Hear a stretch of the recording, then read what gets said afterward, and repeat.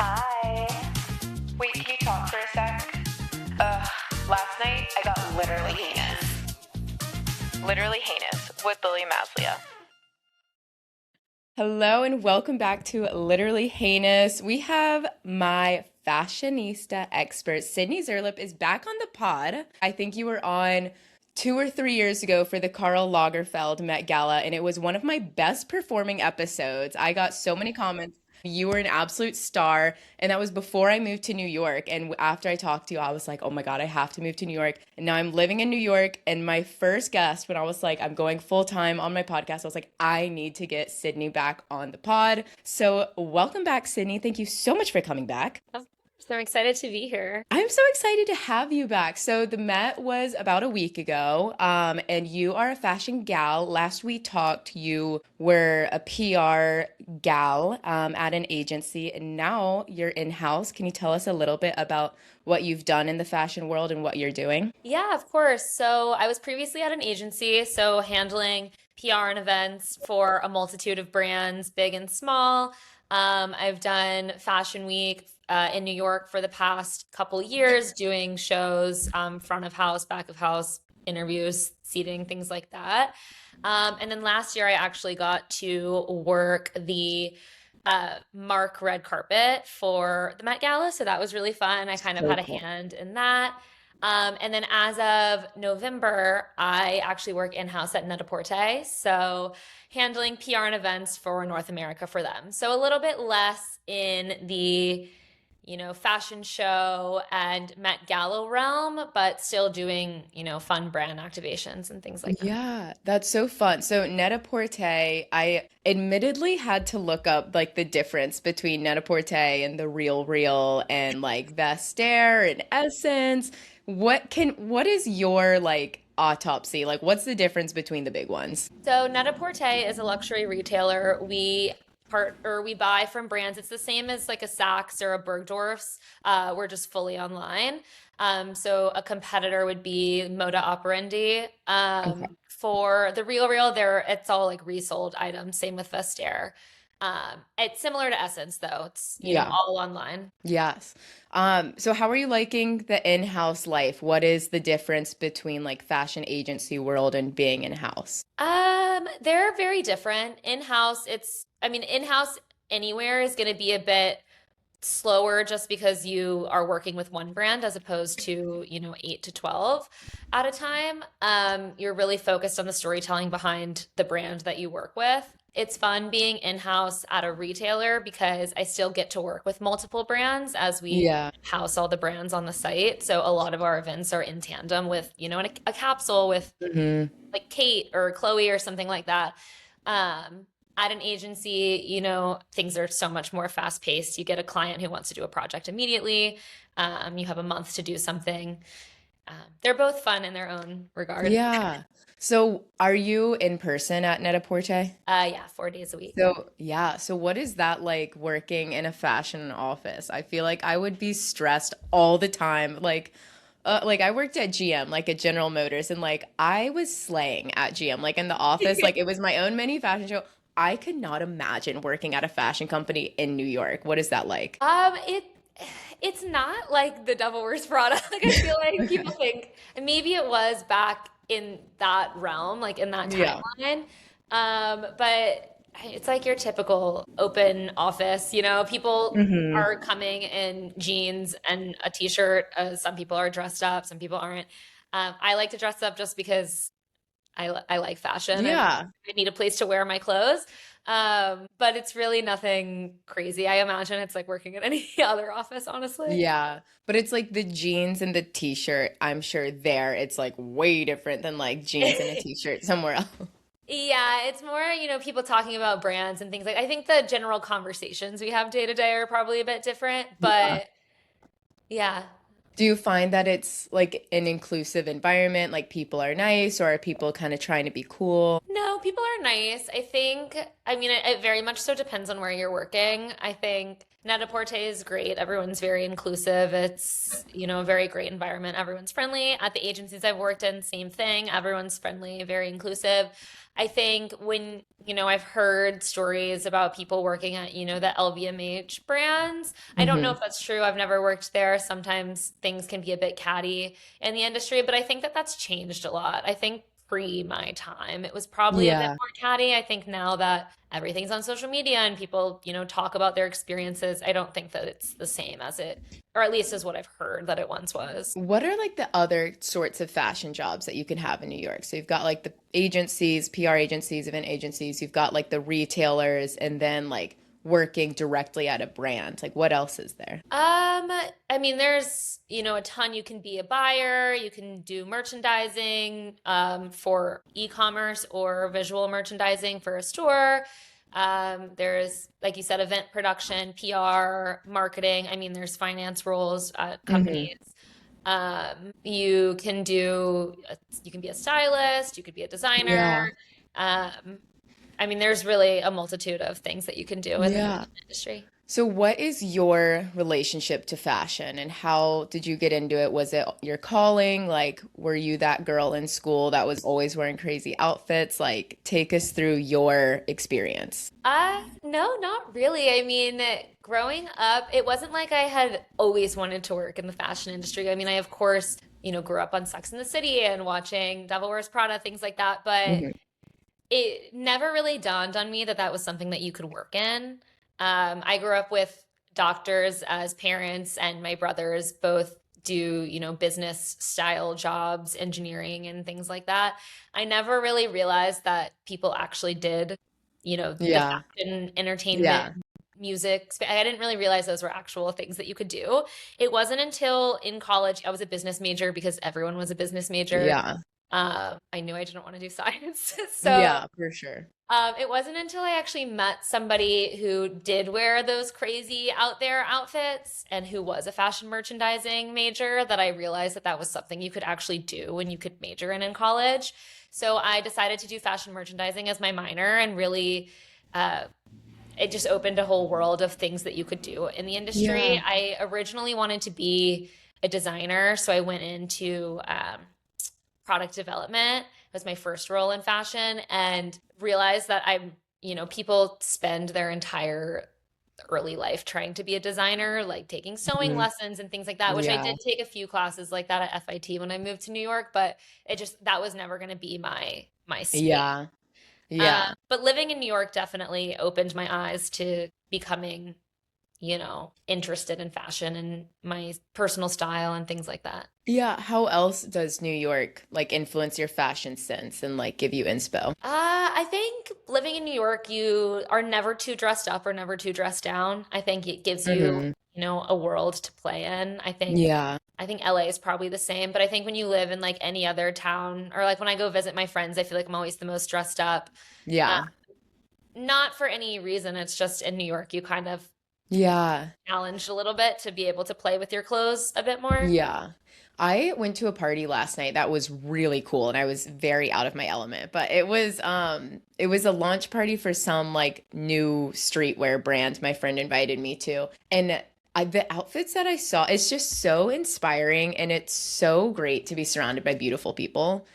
And I was like looking around and I was like, I am the most chopped person here, but I love it. Like, this is like the environment that I want to be in. Like, I want to be like pushing myself to be in rooms where I'm the worst dressed and where I'm the most chopped. Like, some of these girls were literally the most beautiful people I've ever seen. To the nines, for It sure, for was events like that. it was crazy. I was like, I don't even think I mean, my outfit was like, it was fine. I wore like a mini dress with like a fur trim denim jacket and like tall stiletto boots. So like it was okay. But like I just saw the coolest stuff there and it was really inspiring and it like it's turned me into such a snob because like when I go visit friends and if I'm going to like a bachelorette party in like Denver, I'm like, "Oh, honey." Yeah, yeah, it's definitely where you go is different for sure in Yeah. terms of style. I do think that there is something to be said though about being in New York and you're constantly flooded by people that look really cool. I think it does Hmm. fuel a bit of like overconsumption and things like that. So that's, Yes. definitely a downside of it to care, as much as, we do, I guess, about looking Yeah. that way. But I mean, it's fun too.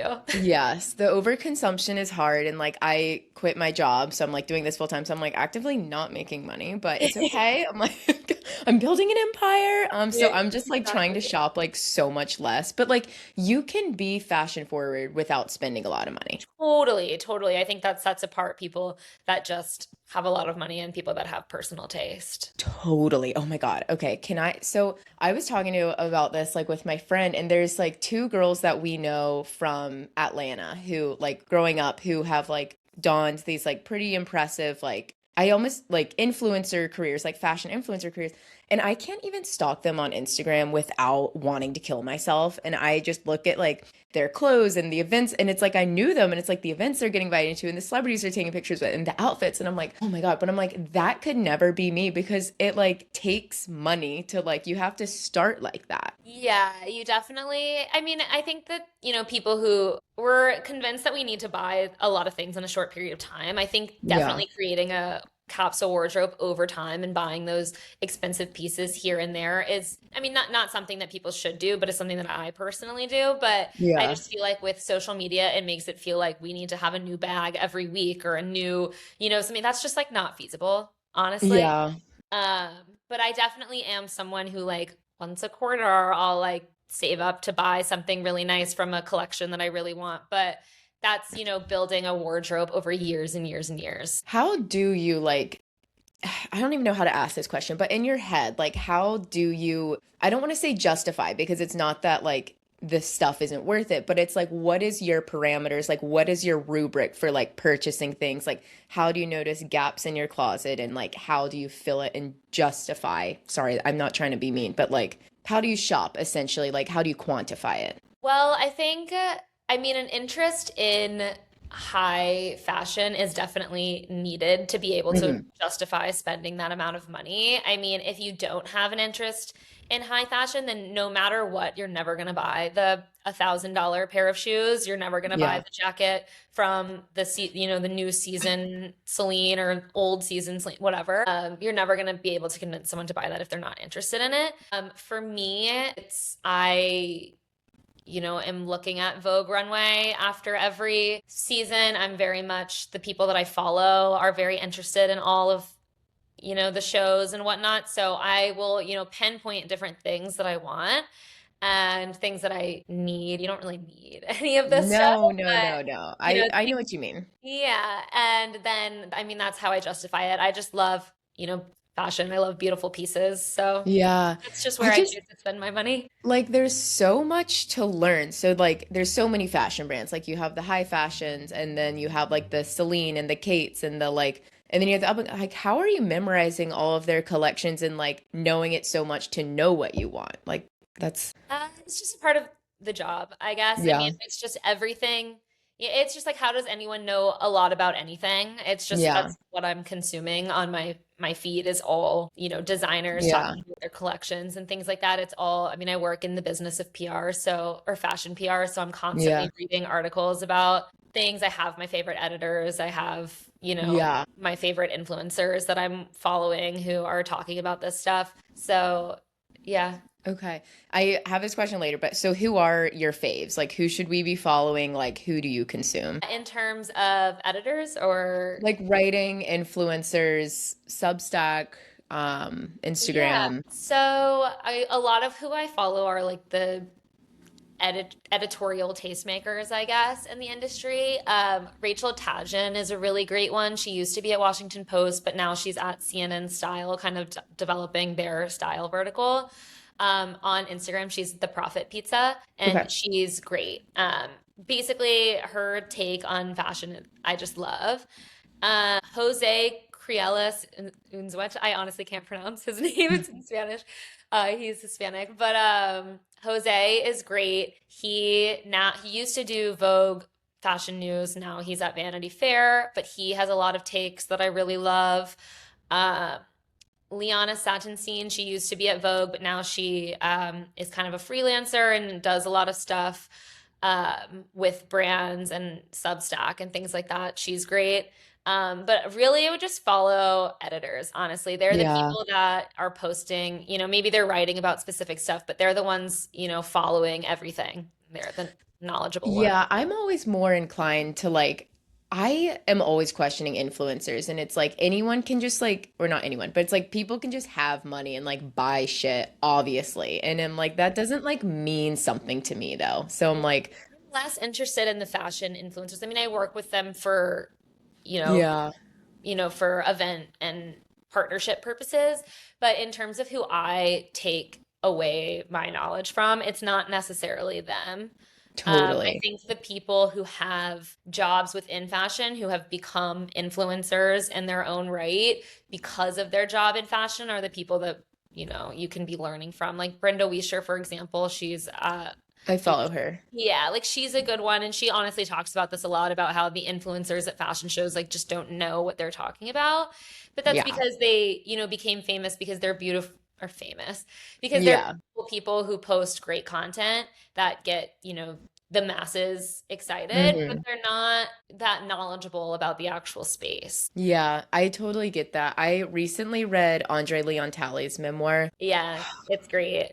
That like just, I mean, and it just destroyed me. And it was so sad that he died and like he was and just got kind of pushed out. And like I always think about him at the Met Gala and like throwback pictures, like he's always in the background and like oh my God, it was the most amazing book. It was my favorite memoir, probably like that and Julia Fox's, which is right behind me.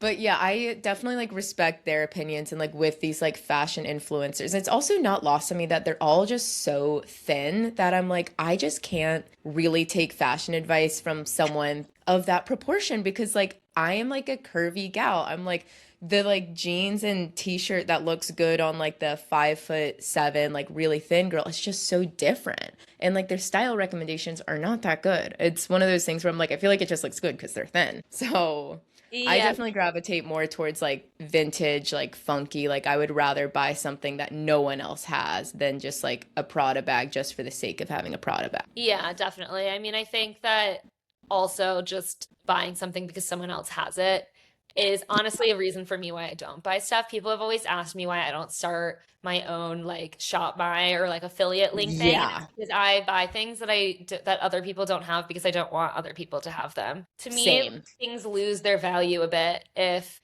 why Yep. would I spend all this money on something if every other person has the same thing? Yeah. Where do you shop mostly? Like, do you do like the secondhand thing?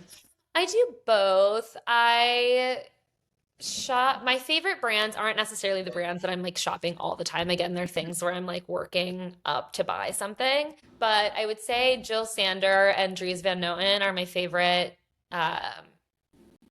contemporary designers.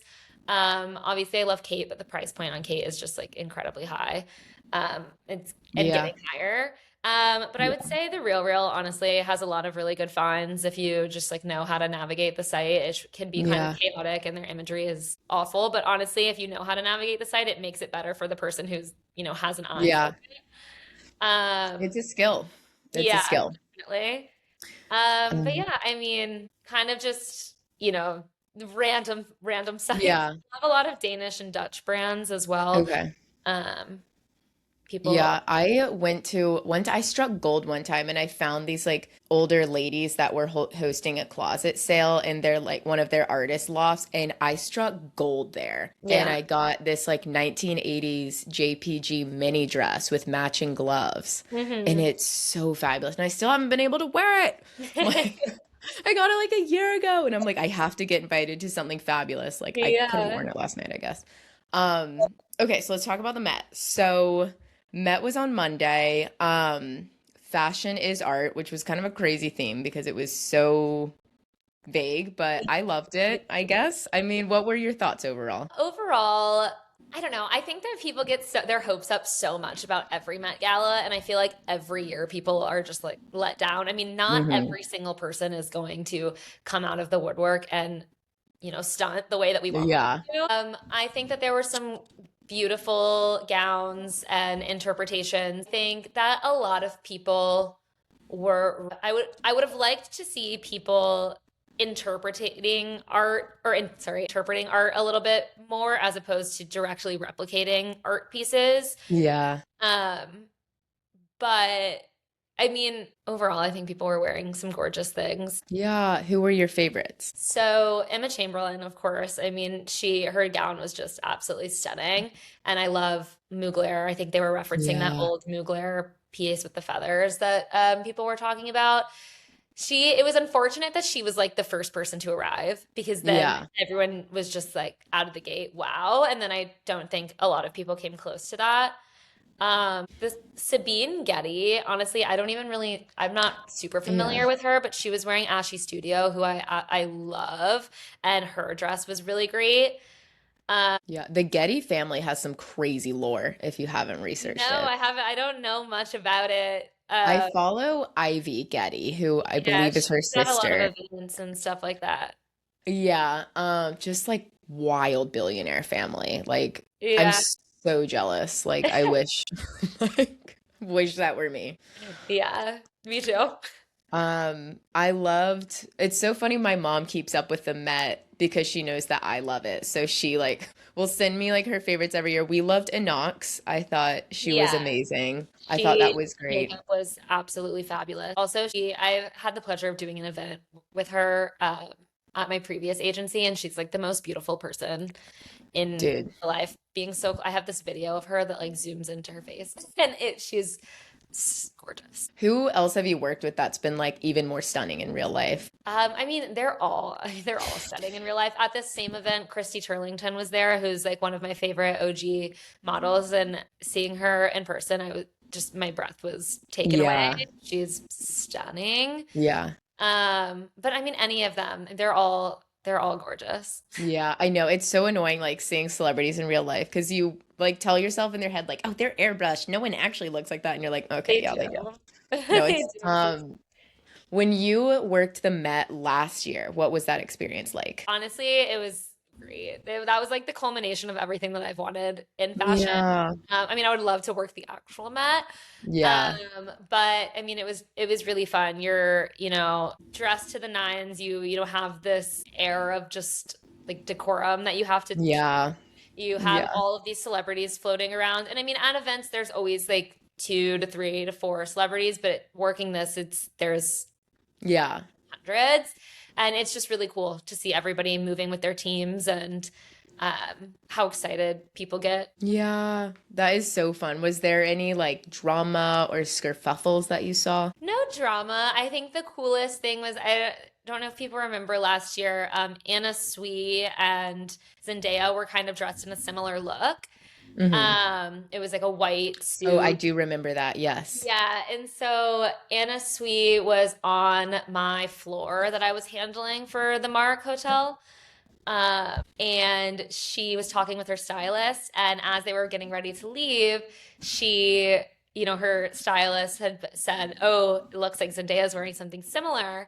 And I got to talk, watch Oh. them talk about it. I think that might have been her first Met Gala, so she was obviously a little bit nervous that she was going to show up wearing the same look, but it was cool to be a part of that experience. I could not She imagine. showed up and she looked great. And, they had all this press about, Yeah. the Met I Gala. think Like, Zendaya like sent her flowers the next day or something. yeah, it was something Um, like that. But to be a part of like the initial conversation was, I mean, just that was really cool. I mean, could you imagine like dressing up to going to an event and it's like of all people, like Zendaya's wearing the same thing and it's like, okay. But Yeah, it's also a compliment. Like it's a testament. I'm like, okay, you guys have the same taste. Like that's huge. totally. It also wasn't, I mean, they both looked great, but it wasn't like an out of the Mm. box idea. Yeah, It was a, a theme that was all about tailoring. So wearing a white suit of is, course. Of you know. course. Do you know the Met assistant from that viral video? I don't know her personally. I have so many thoughts on that. Honestly, when I first saw it, I thought that she was maybe doing PR for a hotel or for a brand. Yeah. And everybody's like praising her line. And I mean, it is that serious when you're in the moment, so I get it. if I were to be caught treating people that way or saying those things at my previous job, working, the Yeah. pre-met red carpet, I would have been fired on the spot. Like Yeah. there's a level of decorum and Hmm. just like ease that you have to show. Yeah. I then was reading that she was a Knox assistant. I don't know if that's true. Oh, interesting. It was just like someone had said, but I think it's different if you're a celebrity's assistant. It's like it doesn't matter if you're trying to make sure that your person is getting where they need to be and whatnot. So I think that that's a little bit different, and it's like, okay, do your thing. But if she was working in an agency or something, I mean, you would be like immediately fired Yeah. if you were caught doing that on camera. I couldn't even finish the video. Like I was so like cringed out for some reason. I mean, yeah, I get where she was coming from. It is so high stakes. I've worked doors where it's like you do sometimes have to get a little bit rude, but it's just unfortunate that it was caught on camera. I mean, I'm honestly glad that people are being nicer to her because the internet Yeah, is so crazy. And it's like, at least, I mean, she was being kind of weird, but it's like, at least people are being nice to her. I don't totally. know. That's so funny that you know her. Or you've seen it. I guess, is Yeah. everyone talking about it? No, not really. It's just like on my social media. I'm sure people are talking about it in like agencies and what. Yeah. So with the Bezos of it all, so what do you, I mean, it didn't really have a ton of repercussions. Like, I think there were notes of a few celebs skipping it because of Bezos, but like, Met Gala is still Met Gala. What do you think of the controversy? Honestly, it's a charity event, and people are always saying that rich people need to give back more or do stuff. I mean, that's what they're doing. Yes, they're like Hmm. buying a seat that, he could what the Met Gala made, they could donate and it wouldn't even be, Yeah. a thing. People are saying that Anna should have asked for a bit more from them. I think they paid $10 million, and it's like, maybe ask for a bit more from a billionaire if you're going to bring them in. Yeah. But at the end of the day, it's a business. Condé Nast is a business. The Met Gala or the Met Museum is a business, Totally. and it, Yeah. like, sorry, I'm getting text messages. I don't know. I kind of think that something Yeah.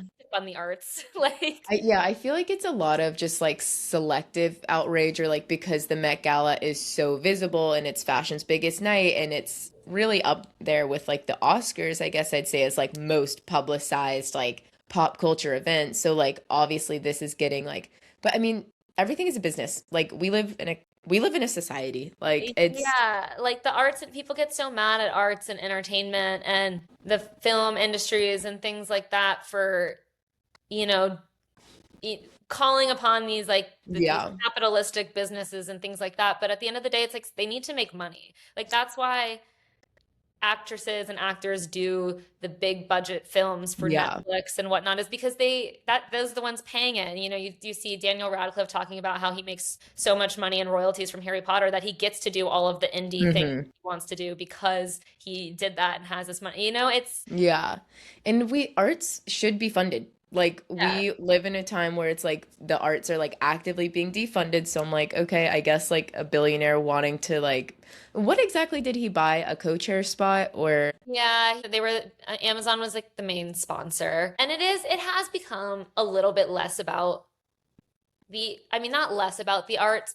To market it, it's become less about the arts and more about, this grandiose performance, which I think people are mad about, but it's also just the day and age that we live in. Like it's the content people are consuming. So I yeah, feel like the people that are getting mad about it are people that, purchase their toilet paper on Amazon, or they're shopping totally. at Zara, or Yeah. you can't like pick and choose. If you're gonna die on a hill, you got to die on all the hills, in my opinion. I really hate when people comment on these videos and they say like watching from District 12. Yeah, Like I'm just like, that pisses me off. I'm like, you're consuming the content. Like I you know. obviously are a fan. Exactly. The reason that it's gotten so big is because millions of people are consuming the content. So, if you want it to not have as many eyeballs, don't watch it. I don't know. Yeah, and the way that people like critique outfits really bothers me. Like for some reason I always feel a little more like whenever people are critique like she didn't follow the theme. I'm like, okay, well, did you read about what she was wearing? Because it was probably a reference that you didn't get. Yeah, that's fair. I do think that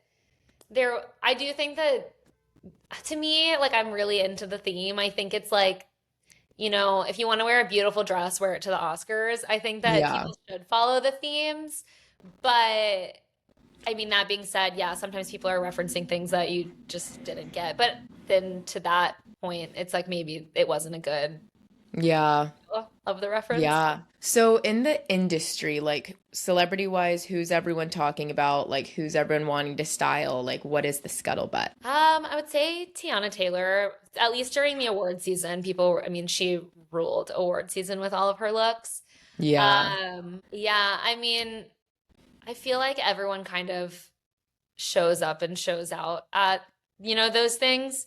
I don't know of any like specific one person that people are targeting to style. Yeah. Everyone works with different people within the industry, but I don't know. I'm excited for I hope there's some new up and coming talent. Like Chase Infinity was a great one who she just like kind of Yeah. came up and then, Yeah. kind of rocked it with her style. Hmm. So yeah. Yeah, she looked amazing. That was probably like one of my favorites, top Yeah, fives. me too. Um, what's your POV on Connor and Hudson? On their looks or Yeah, just or just like in general, like I feel like, I mean, obviously they're so famous and they've been having pretty good style moments. Like, what's your take? I mean, I think they've been great. I didn't like necessarily love either of their Met Gala looks, but I think it's their first Met Gala. I mean, they're very new to Yeah. the scene and whatnot. But I mean, I think they're funny to follow, to watch. I'm Yeah. excited for new projects that they do. Yeah, I mean, it's nice to have fresh faces like that and they're like playing with, I mean, they really probably only had like 2 months to plan their Met Gala look, Yeah. if that. So what about like stylists? So like who are the best stylists right now? Like who's up and coming? Like what's the tea with Law Roach? I mean, I don't know any tea with him. I mean, he styles, Zendaya and Ariana Grande, I believe Celine Dion as well. Hmm. He is great at styling them. I've never worked with him personally.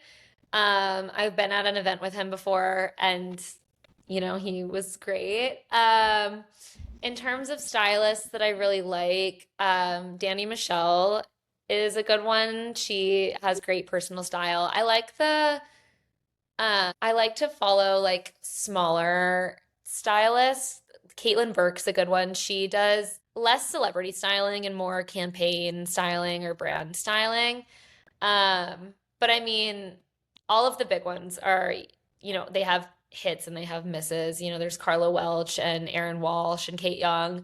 They all have a slew of celebrities that they dress. Yeah. But yeah. I've been following Jared Elner for a while.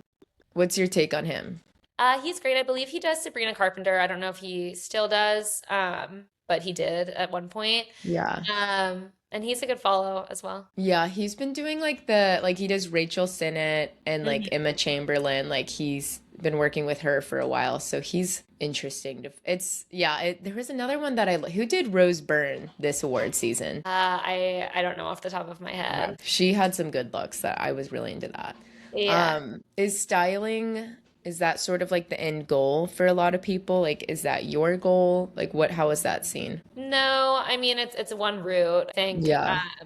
I actually started my own personal styling business, Oh my so God. kind of Oh yeah. doing private clients Okay. and things like that.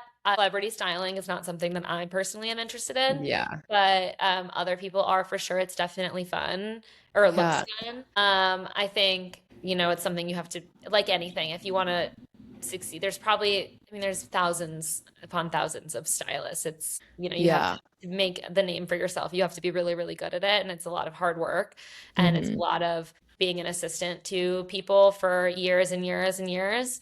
Um, but yeah, it's definitely one path that you could do. How is your personal styling journey going, your business? It's good. I'm basically helping people kind of take a look at their closets, Yeah. seeing what they wear, what they don't, what they like about clothes, kind of helping them kind of look at personal style a little bit differently. Yeah. Um, it's very small and I do it when I can. But yeah, I take, any age range, any gender. I do virtual and also in person. So, Oh my God, so fun. So you could just like come over and go through my closet with me? yeah. Really? Oh my Yeah, God. yeah. Okay. I might have to take you up on that. Okay, so changing gears. So how do you think that Chloe is doing with Vogue and what's been that transition like? Well, Anna's not like gone. She's like Yeah. still, very much so there. And I know she like is still in the office and things like that every now and again. I mean, I think Chloe's doing a good job for what she's been given. Obviously, Anna's not picking somebody who, out of the blue. She's Yeah. vetting people, and it's somebody who's worked at Vogue for quite some time. I want to say it's been like over a decade that Chloe's been there. I think people are comparing her to Anna Wintour, and she's not Anna Wintour. And, it's also very different times that they're coming up in. We're in a very social age of Yeah. time. So I think people are just seeing a lot more behind the scenes than what they used to. Um, but yeah, I mean, I've never met her personally, but I've heard she's I lovely. like the podcast. I just listened to the clips Run through. though. Yeah, I like that one a lot. Yeah. Okay, I'm dying to talk about weddings. Can we talk about weddings for a Yeah, of second? course. Okay, so we are both engaged gals, and I just want to know, like, what are you thinking for your dress, like for your looks? Like, what are you looking at? Is there any like crumb that you can give us? My wedding is going to be summer of 2028. So Okay. it's going to be quite some time from now. So I haven't really gotten too deep into what I want to wear. I go back and forth all the time about kind Can't of imagine like what your it decision paralysis because like you is. know Yes. so much. I don't want your like typical ball gown. I kind of want it to feel, I'm getting married in Europe. I kind of Oh, want it to feel like very like thrown together and yeah. like, you know, so I don't know. I go so back and forth. I would love to be able to have all the money in the world and be able to like buy something absolutely crazy, but Yeah. or like get something custom, but obviously that's not the I case. feel like you can pull strings, like you know people, like if you believe like you're just gonna have you can do it. Yeah, maybe. We'll see. I have some time. You do have I time. loved the Naomi Elize is a editor at Vogue, and Christopher John Rogers did her custom wedding dress, and I was obsessed with it. Wow. But I need yeah, to check that out.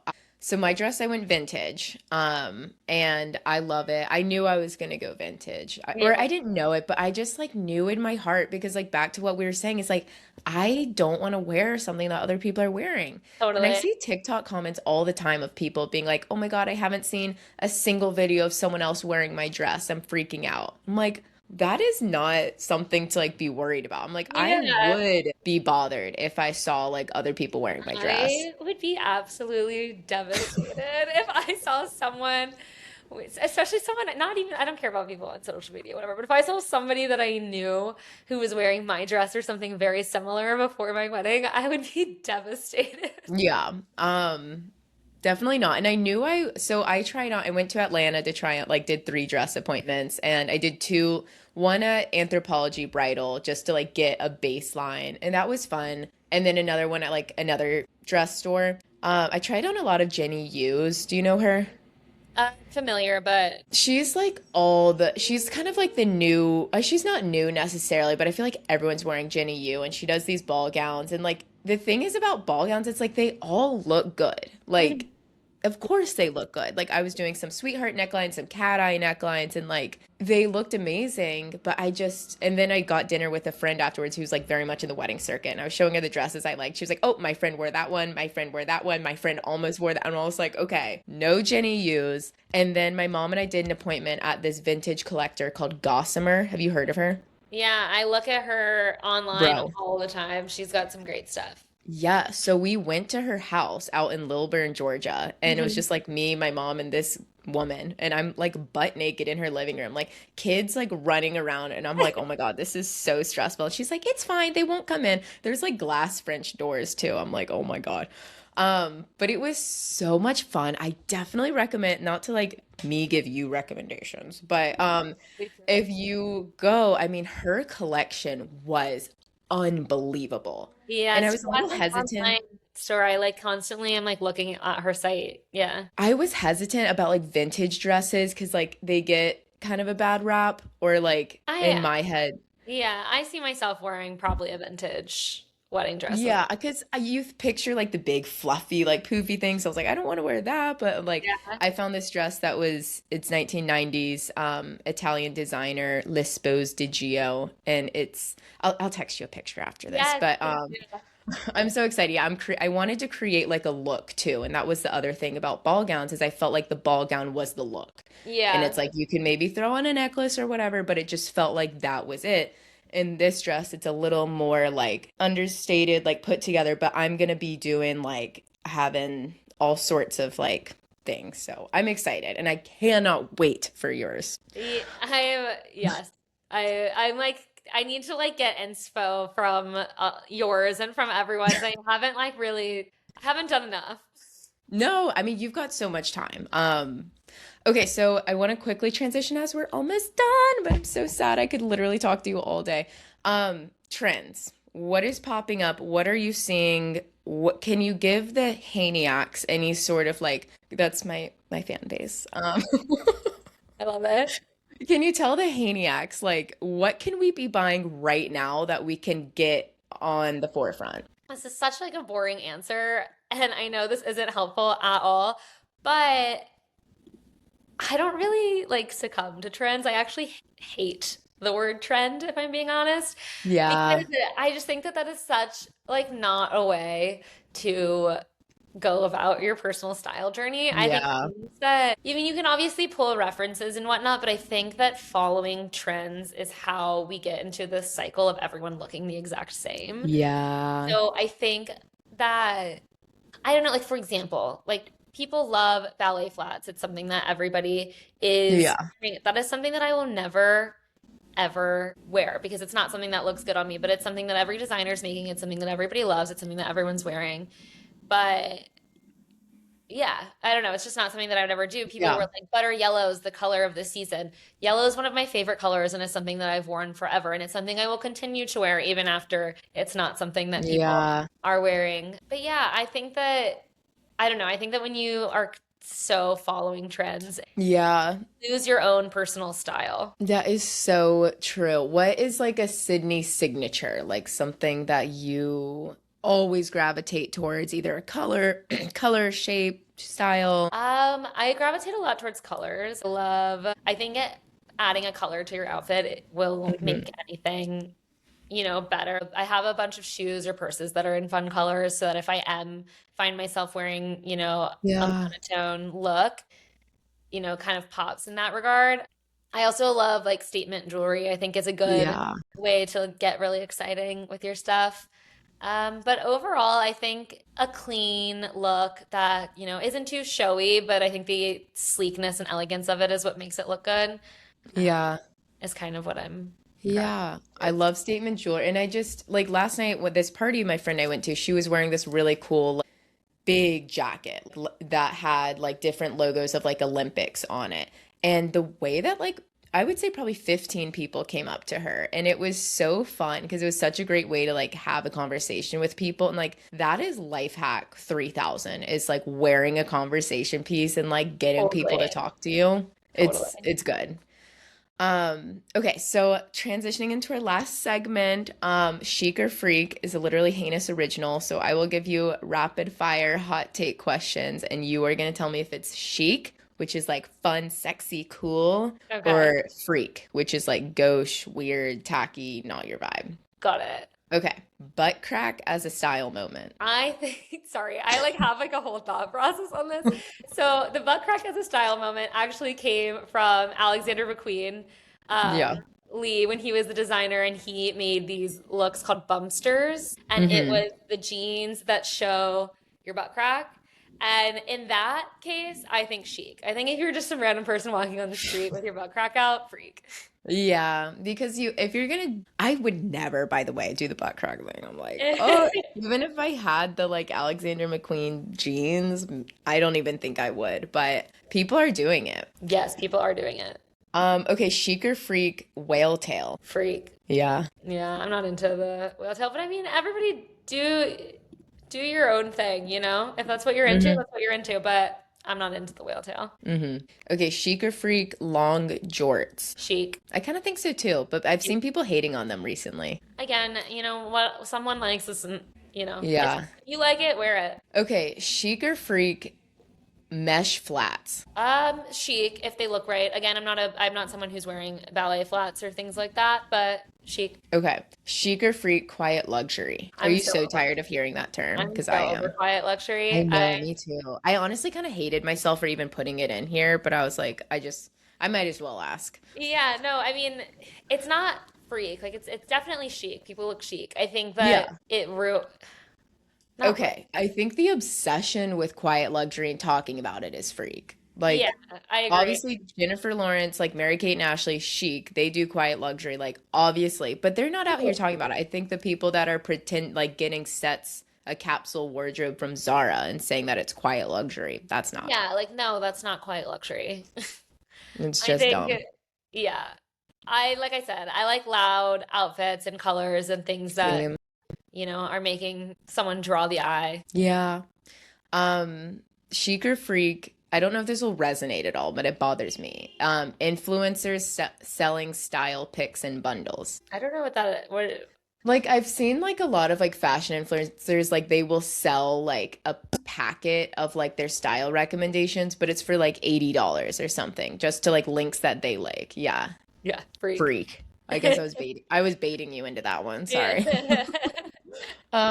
Okay, chic or freak, the furry flats. Chic. Really? I love furry shoes. I have a pair. They're Really? heels, and they have feathers. But I love a furry shoe. Hmm. I know. I'm like, I just feel like they would get so dirty in New York. So my fiance is every time I wear these shoes, he's like, that is like you're literally like Yeah.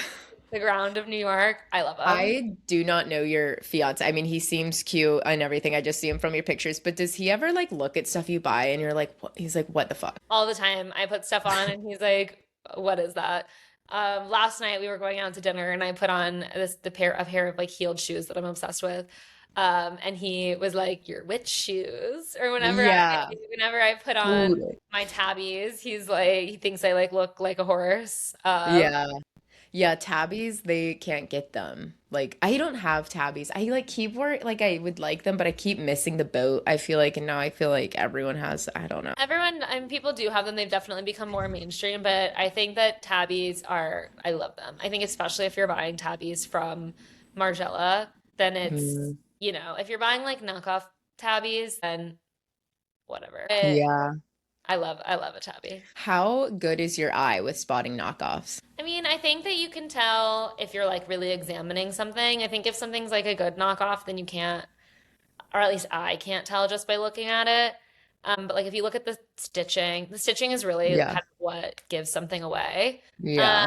but I mean, I don't know. I'm personally not a fan of dupes or knockoffs. I'm not gonna do that just because, I value like the item for the designer and that's what I want. I don't just want the thing because of the thing itself. Yeah. Um, but yeah, I mean, everybody has their own opinions. Yeah. Ugh, I know. I know. I'm sorry, Sydney, but like sometimes in my I know TikTok shop is freak and like I'm aware. I know. I'm sorry, but like I keep getting served up the dupe of that like studded Kate bag. Yeah, You know what I'm talking about? yeah. And I consider it. I think, I mean, again, for something like that, it's like do if you want it, get it. I think that if someone's making a dupe of something, it's because a lot of people are buying it, and then I think Yeah. then it makes the real thing not look as chic. Like for I example, know. Yeah. like Bottega, a lot of their bags, like Zara started making dupes and things like that, and then it's like everybody has them, and then I Yeah. think that even it's not even worth it to spend 3 grand on the real thing because it's like So true. everyone has a dupe of it. So Uh, true. So yeah, I mean, I have my little Anthropologie Bottega dupe. Sorry, but I don't feel as bad when it's from Anthropologie because I'm yeah. like at that point it's out of my hands. Exactly. I mean, like I said, it's like if you like it and you like, I can't afford a $3,000 bag, so Yeah. But I think that for me personally, it's like the process of the design is, and the Yeah. intricacy of it is what I know what goes into making a garment or making an item, and it's that sort of craftsmanship that I'm after. It's not so much necessary. I mean, obviously the look of the thing is, what if I'm buying it or not, but I'm also buying into the craftsmanship of the piece. Yeah. What is next on your to buy list? I'm actually trying not to shop right now, but Yeah. um honestly, I need to up my shoe selection. I feel like I don't have enough of closed-toed heels.